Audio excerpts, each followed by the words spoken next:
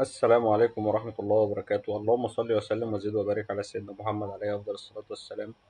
أهلا بيكم في حلقة جديدة من سايبر حريمو. يلا بينا. اللاب بتاعنا النهاردة سهل إن شاء الله، هيترتب عليه حاجات كتيرة بعد كده، فلازم تركز معايا شوية. خلينا الأول نروح على موقع دبليو 3 سكولز. في حاجة اسمها يونيون، خلينا نفهمها كأمر سيكوال طبيعي. في الأول اليونيون بيعمل حاجة واحدة بس، بيلزق نتيجتين فوق بعض. يعني مثلا لو عندنا استعلامين، في استعلام أول بيرجع نتائج واستعلام تاني بيرجع نتائج، اليونيون بيحط نتائج التاني تحت نتائج الأولاني في نفس الجدول. يعني باختصار جدولين بيتلزقوا فوق بعض. تعالى أوريك مثال. عندنا داتا بيز هنا اللي هي كاستمرز، هي دي. فاحنا مثلا هنحدد الكاستمر اي دي.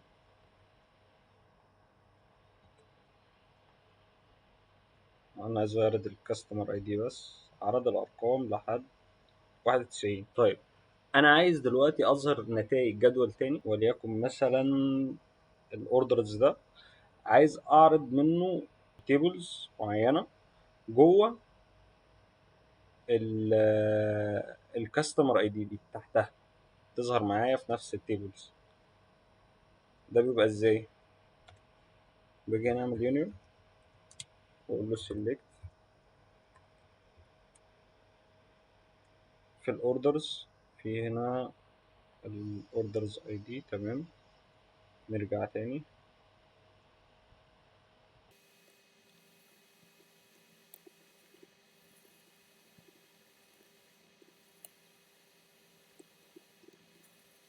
تعال نشوف.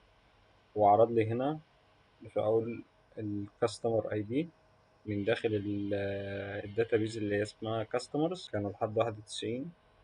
تمام، وبدأ يعرض لي نتائج التيبل التاني اللي انا طلبتها منه في نفس الجدول. طيب في شرطين، الشرطين دول لازم يكونوا متحققين وموجودين علشان اليونيون تشتغل. هقول لك اول شرط، لازم يكون نفس عدد الاعمده، عمود وهنا عمود. ليه؟ لان انا بقول له هات لي نتائج العمود ده وحطها لي جوه نتائج العمود ده. تمام، فانا مش هينفع مثلا اجي اقول له هات لي نتائج عمودين وليكن مثلا يعني اي حاجه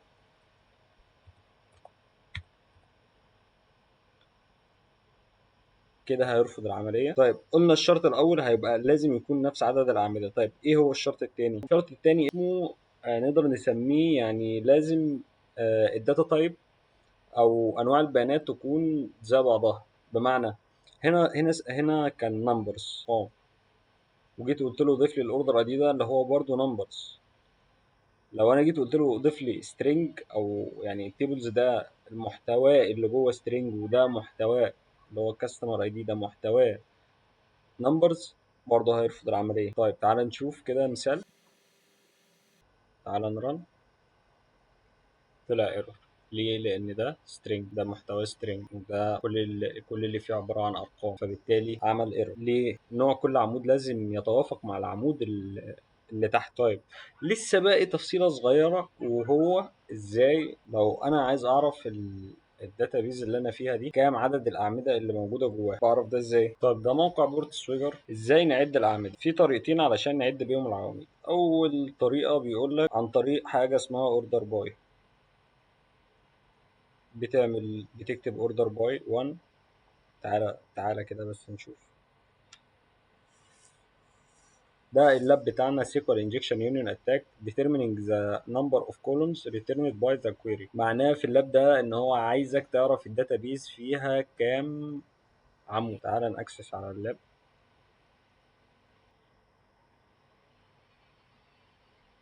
هنروح للفانكشن المصابه. طيب غالبا هي دي الصفحه المصابه. لو جينا عملنا كومنت. تمام، يبقى هنا المكان اللي هنحقن فيه البيلوت بتاعنا. تعالى نجرب الطريقه اللي هي اوردر باي.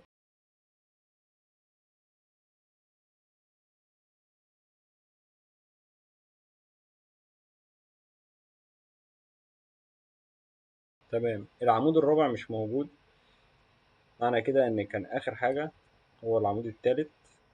كده عرفنا ان قاعدة البيانات فيها 3 عواميد. تعال نجرب الطريقة التانية.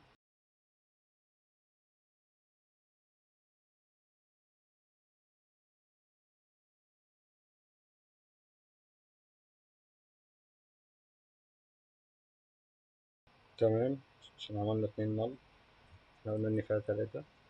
يلا نجرب برضو.